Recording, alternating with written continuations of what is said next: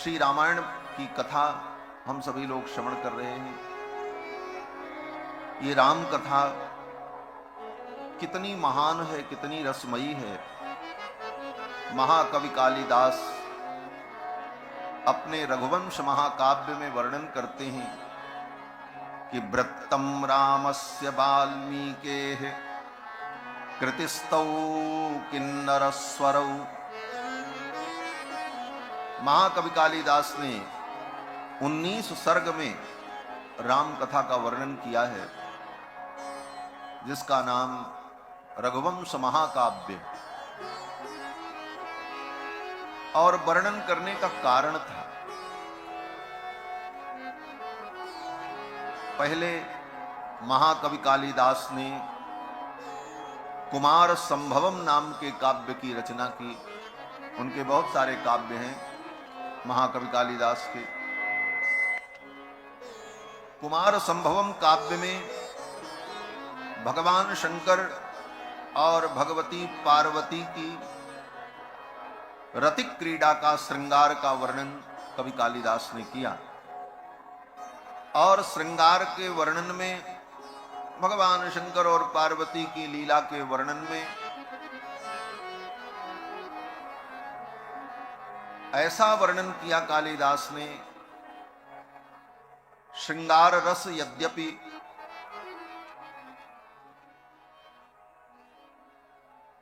साहित्य के विद्वानों के लिए परम श्रेष्ठ रस है, लेकिन उसकी भी एक मर्यादा होती।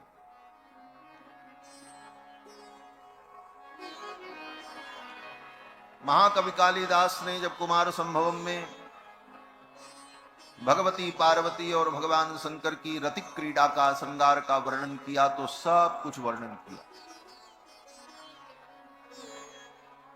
परिणाम उसका यह हुआ कि भगवती पार्वती को रोष हो गया। मेरी लीला का ऐसा वर्णन। इतिहासकार कहते हैं, पूर्वाचार्य कहते हैं कि पार्वती जी ने कोप किया और पार्वती जी ने शाप दे दिया महाकवि कालिदास को कि जिन हाथों से लेखनी पकड़ करके तुमने इस काव्य का वर्णन किया और मेरे इस श्रृंगार लीला का स्पष्ट वर्णन, खुला वर्णन आपने किया, तुम्हें कुष्ठ रोग हो जाए। महाकवि कालिदास को कुष्ठ रोग हो गया। बड़ा पश्चाताप हुआ, संतों के पास गए, बोले अब कैसे कल्याण हो, ये कुष्ठ रोग कैसे छूटे। तो संतों ने कहा राम जी के गुण का वर्णन करो, राम जी की कृपा होगी तो तुम्हारा ये दोष समाप्त हो जाए। तब महाकवि कालिदास ने भगवान श्री राम के पावन चरित्र का वर्णन किया 19 सर्गों में, और मर्यादा पूर्ण वर्णन। और रघुवंश महाकाव्य की रचना के बाद महाकवि कालिदास का कुष्ठ रोग ठीक हो गया, स्वस्थ हो गया। तो महाकवि कालिदास वर्णन करते हैं कि वृत्तम रामस्य, एक तो राम जी का चरित्र, और इस चरित्र को लिखने वाला कौन? बोले वाल्मीकि कृतौ, महर्षि वाल्मीकि ने इसकी रचना की। चरित्र बहुत सुंदर हो लेकिन रचना करने वाला सुंदर न हो तो उस चरित्र में सुंदरता नहीं आएगी। और वर्णन करने वाला बहुत सुंदर हो, विद्वान हो, ज्ञानी हो, लेकिन जिसका चरित्र वर्णन कर रहा उसका चरित्र ही ठीक नहीं है, तब भी उसमें सुंदरता नहीं आएगी। तो वृत्तम रामस्य वाल्मीकेः, राम जी का वृत्त और वर्णन करने वाले महर्षि वाल्मीकि, और इस चरित्र को गाने वाले किन्नर स्वरौ, किन्नरों के समान जिनका स्वर है, ऐसे कौन? बोले कुश और लव, दोनों भाई इसको गा रहे हैं। महाकवि कालिदास कहते हैं कि रचना किसकी? वाल्मीकि की, और चरित्र किसका? बोले राम का, और गाने वाले कौन? बोले लव कुश।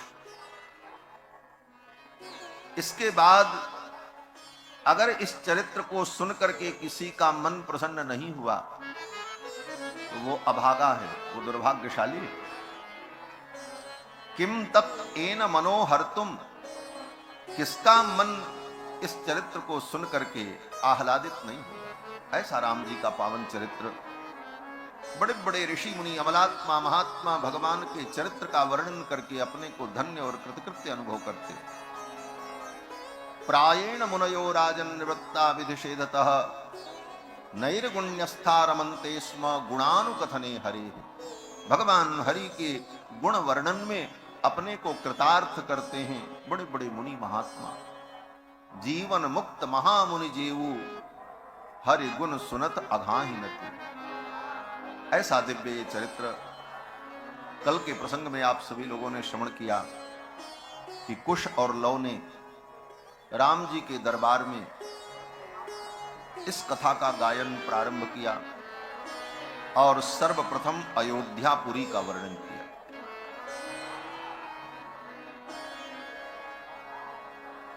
विश्व का प्रथम काव्य रामायण,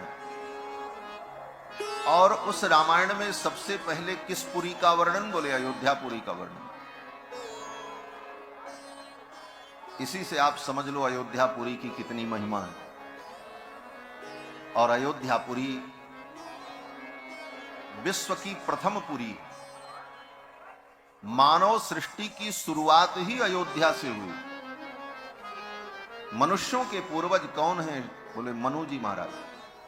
हम मनु की संतान हैं, इसलिए हम अपने को मानव कहते हैं।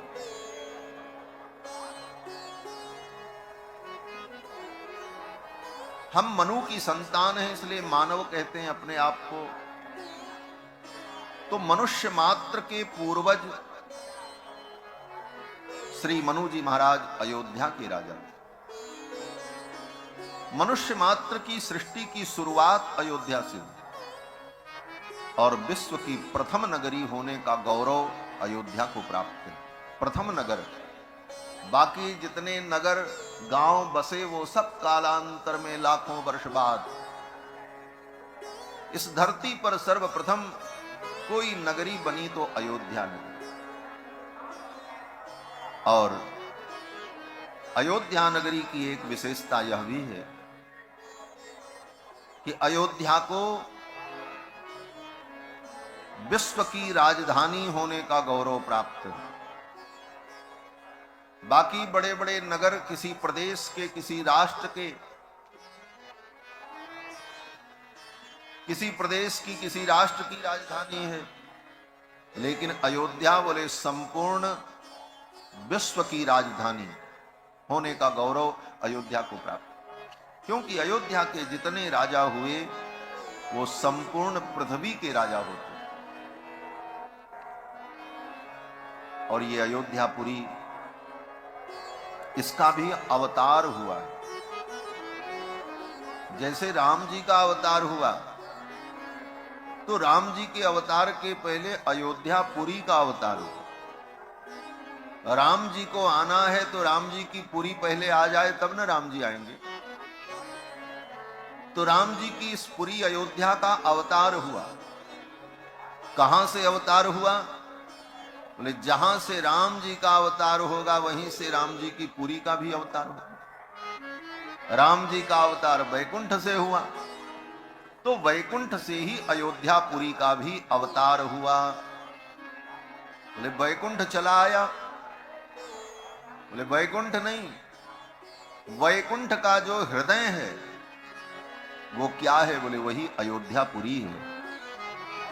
वैकुंठ का हृदय जो अयोध्यापुरी है, उस अयोध्यापुरी को श्री मनु जी महाराज भगवान से मांग करके लेकर के आए।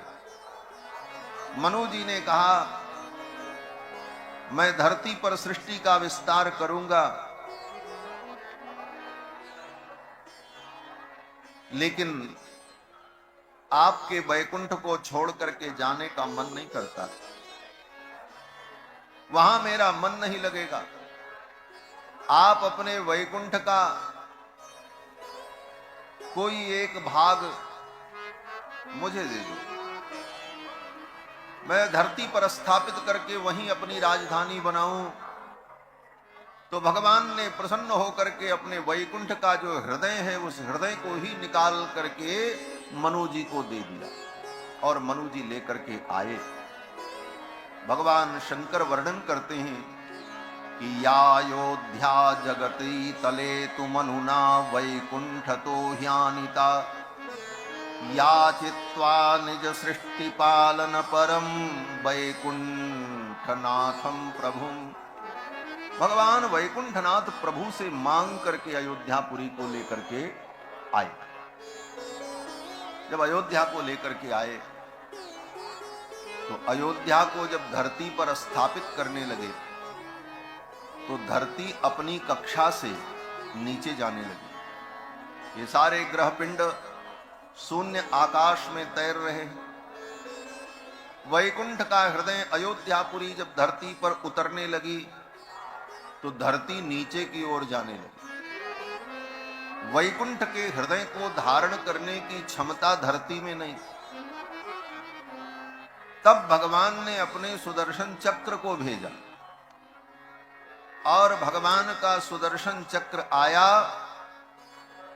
और धरती और अयोध्या के मध्य में भगवान का सुदर्शन चक्र विराजमान हुआ। तब ये अयोध्यापुरी उस चक्र पर विराजमान। या चक्रो परिराजते भुवि सदा। भगवान के सुदर्शन चक्र पर विराजमान अयोध्यापुरी है। इसीलिए अयोध्यापुरी संसार चक्र से मुक्ति देने वाली। देखो दो चक्र है, एक तो भगवान का चक्र और एक संसार चक्र। तो संसार चक्र में अगर फंसे हो तो इस चक्र से छूटने का उपाय है, बोले भगवान के चक्र में फंस जाओ। भगवान के चक्कर में फंस जाओ। सीधी सीधी बात आज की भाषा में के लोग कहते हैं आजकल ये उनके चक्कर में फंस गए। तो संसार चक्कर से छूटने का उपाय यही है कि भगवान के चक्कर में फंस जाओ। और ये चक्र भगवान का चक्र संसार चक्र से मुक्ति देने वाला है। और जहां कहीं भी मुक्ति है वो चक्र के संबंध से ही होती। यो यो हताश चक्रधरेण राजन त्रैलोक्यनाथेन जनार्दनेन। भगवान के चक्र का संबंध हो जाए तो उस व्यक्ति को संसार चक्र से मुक्ति मिल जाती है। चक्र मुक्ति देने वाला है। इसीलिए भगवान ने जब हिरण्यकश्यपु को मारा, जय और विजय भगवान के पार्षद प्रथम जन्म में हिरण्याक्ष और हिरण्यकश्यपु बने, तो भगवान बराह ने और भगवान नरसिंह ने इन दोनों का वध किया। लेकिन कैसे मारा? बोले बराह भगवान ने अपनी गदा से अपने चरण प्रहार से हिरण्याक्ष को मार डाला। और नरसिंह भगवान ने अपने नख से विदीर्ण कर दिया। मुक्ति नहीं मिली दोनों को। 3 जन्म द्विज वचन प्रमाणा। फिर जन्म हुआ, फिर रावण और कुंभकर्ण बने। तो फिर भगवान ने इनको मारा, लेकिन बाण से मारा। बोले तब भी मुक्त नहीं भय। जब तीसरा जन्म हुआ शिशुपाल और दंतवक्र के रूप में, तब भगवान ने विचार किया अब इनके 3 जन्म पूरे हो गए, अब इनको संसार चक्र से मुक्ति मिलनी चाहिए। इसलिए कृष्णावतार में भगवान ने अपने सुदर्शन चक्र के द्वारा हिरण्याक्ष को, शिशुपाल और दंतवक्र का शिरच्छेद किया, मारा। तो भगवान के चक्र का संबंध होने पर जीव को संसार चक्र से मुक्ति मिल जाती है। इसीलिए वैष्णव भक्ति में जब कोई जीव भगवान की शरणागति करता है तो आचार्य के द्वारा उसकी भुजाओं में शंख चक्र के चिन्ह अंकित किए जाते हैं, क्योंकि चक्र का संबंध होने पर ही संसार चक्र छूटने का रास्ता मिलेगा।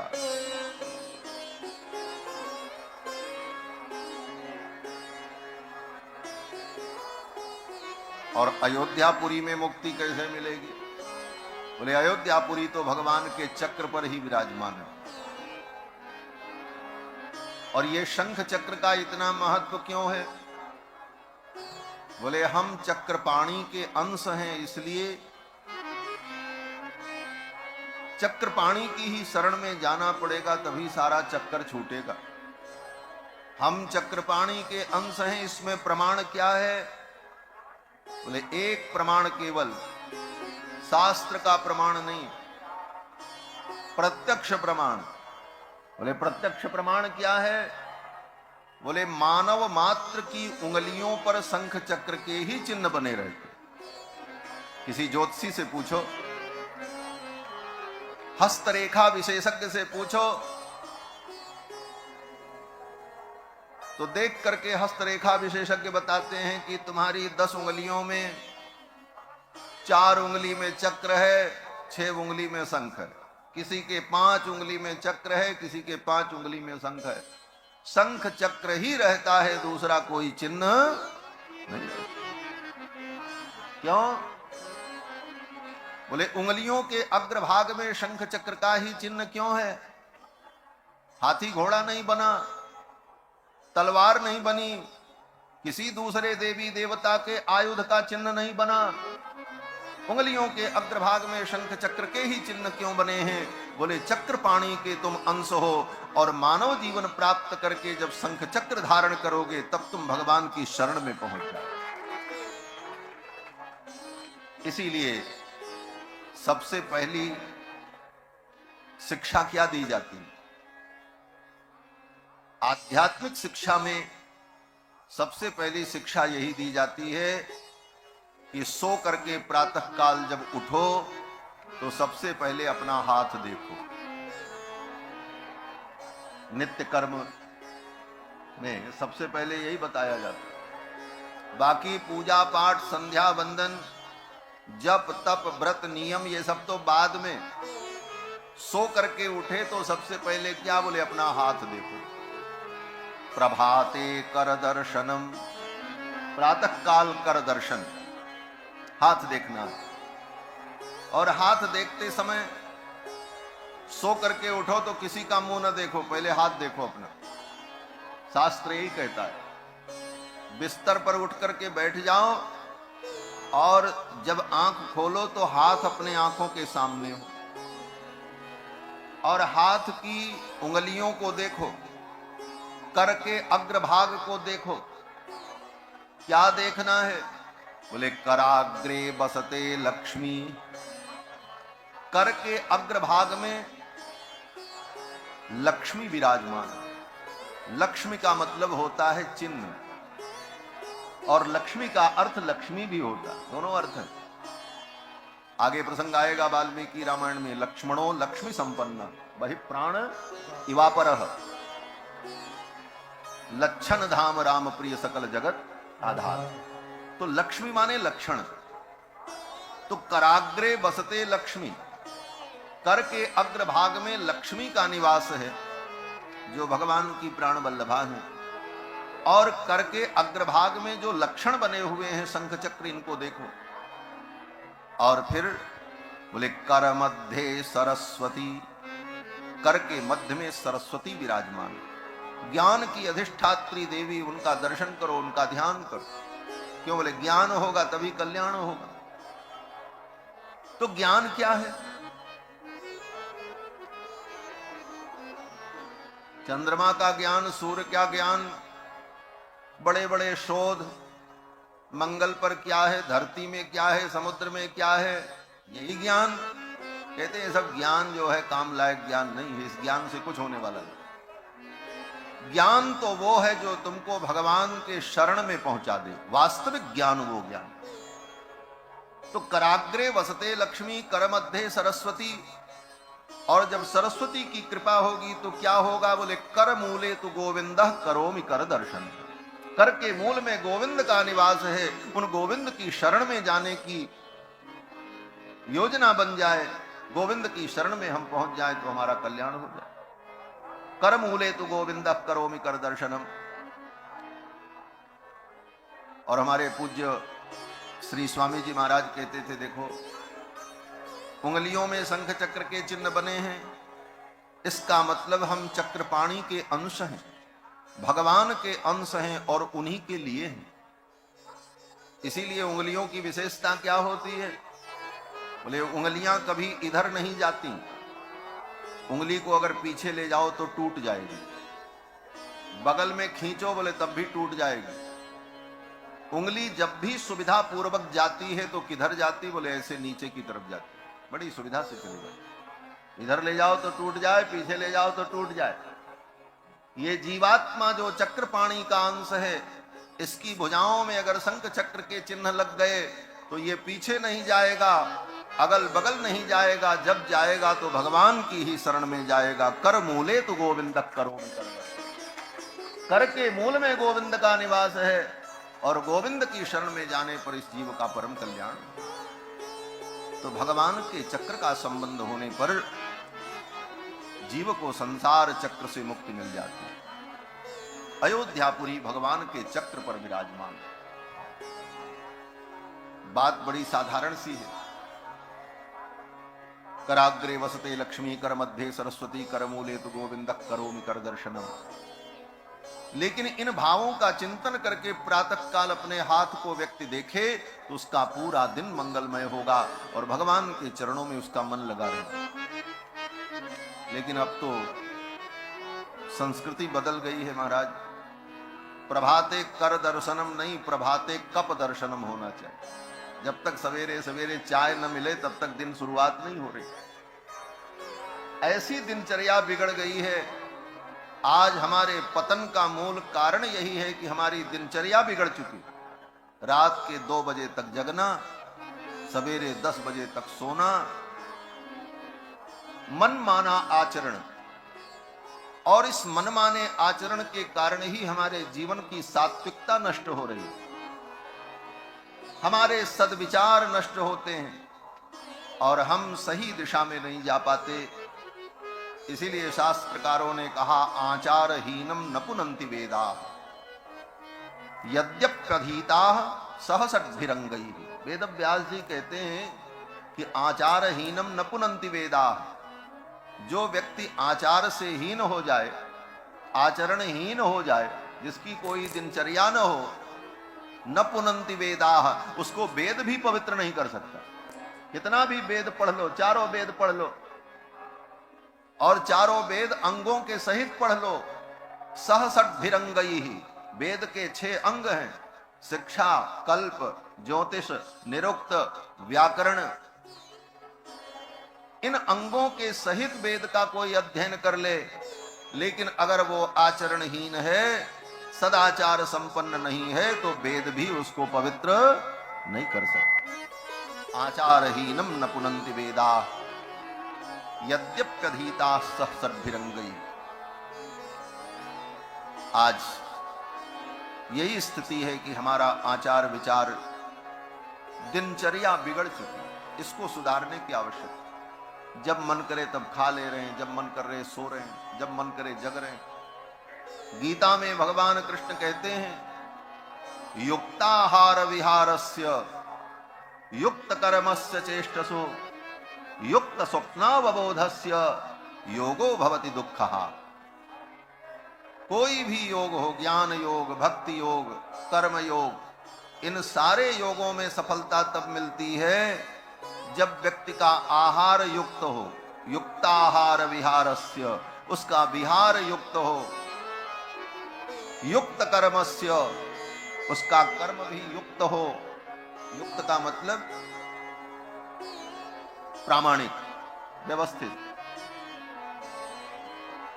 युक्ताहार विहारस्य युक्त कर्मस्य चेष्टसु युक्त स्वप्नावबोधस्य।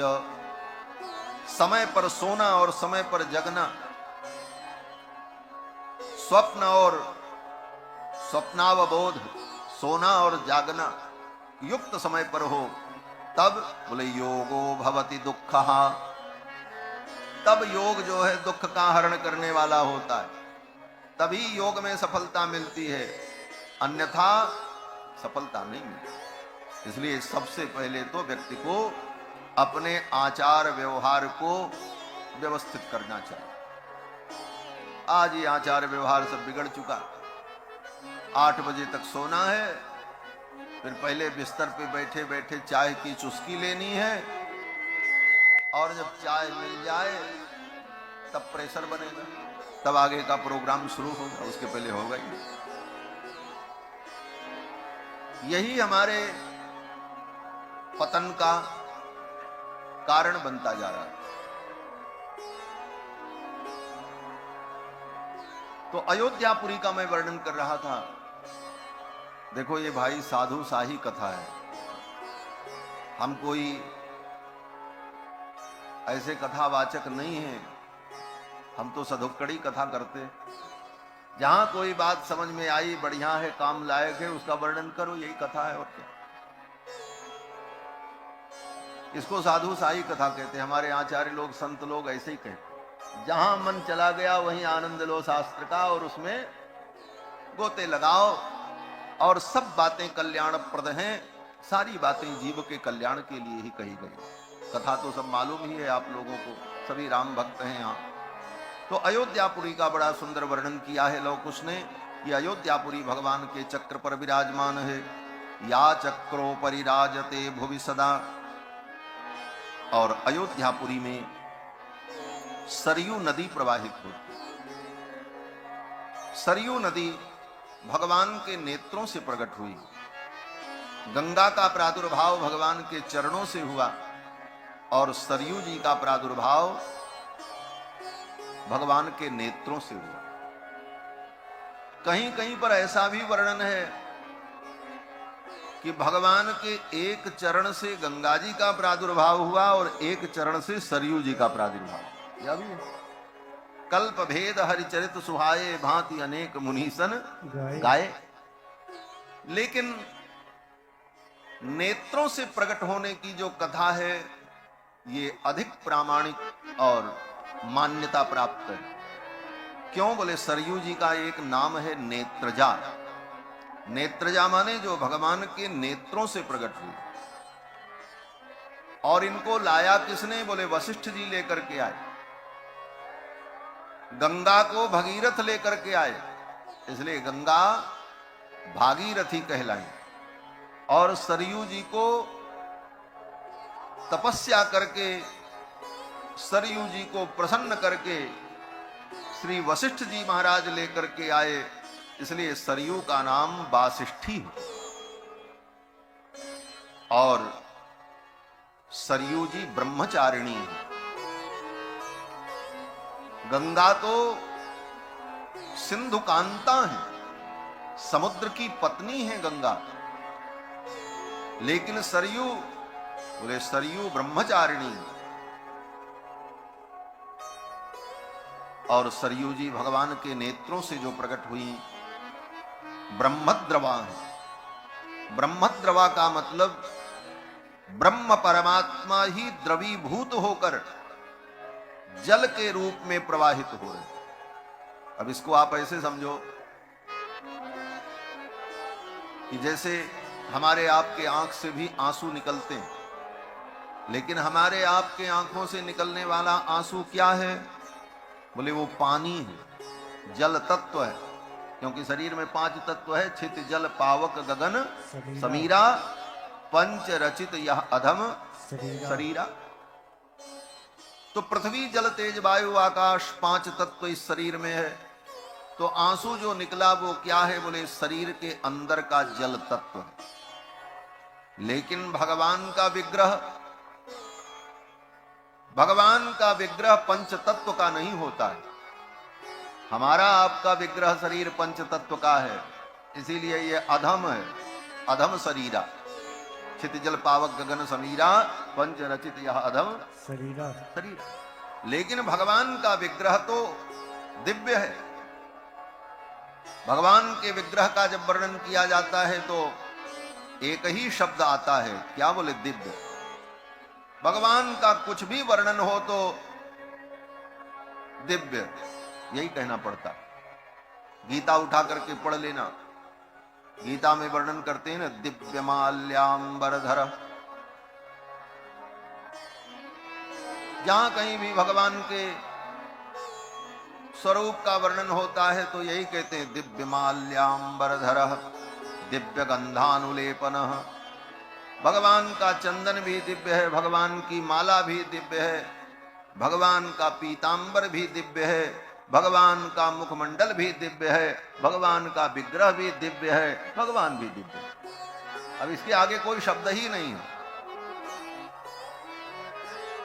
और ये भी शब्द केवल काम चलाने के लिए, दिव्य भी। अब दिव्य के आगे क्या कहें? इसलिए जहां कहीं भी शास्त्र में भगवान का वर्णन, वहां दिव्य शब्द का प्रयोग। दिव्याननम, भगवान का मुख्य कैसा है? बोले दिव्य। तो भगवान का श्री विग्रह भी दिव्य है।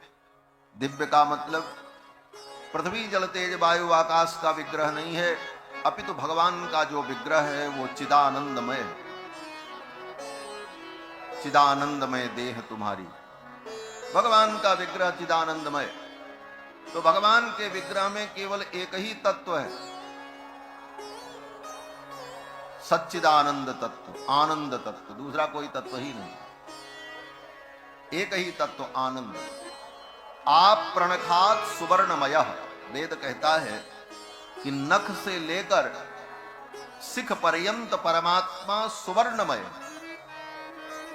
ये कहने का तात्पर्य क्या है? बोले इसका तात्पर्य ये है कि जैसे सोने की मूर्ति बनाओ तो सोने की मूर्ति में नख भी होगा, पैर भी होगा, उंगलियां भी होंगी, नाक, आंख, कान, पेट, पीठ सब होगा, लेकिन होगा क्या?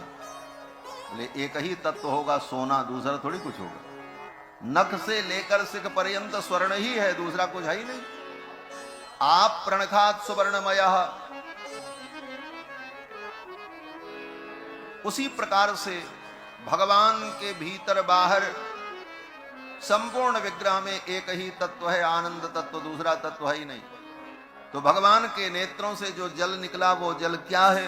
बोले वो भी आनंद तत्व है, ब्रह्मानंद तत्व है। तो भगवान के नेत्रों से प्रकट होने वाली सरयू जी क्या हैं? बोले ब्रह्मद्रवा हैं। ब्रह्म परमात्मा ही द्रवीभूत होकर के जल के रूप में प्रवाहित हो रहे। ये सरयू की महिमा है।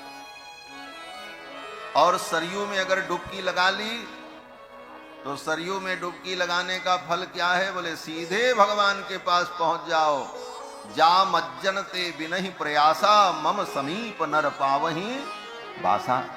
भगवान कहते हैं सरयू में स्नान करने का यही फल है कि वो जीव मेरे सन्निकट आ जाएगा। तो अयोध्या में पुण्य सलिला सरयू जी प्रवाहित होती।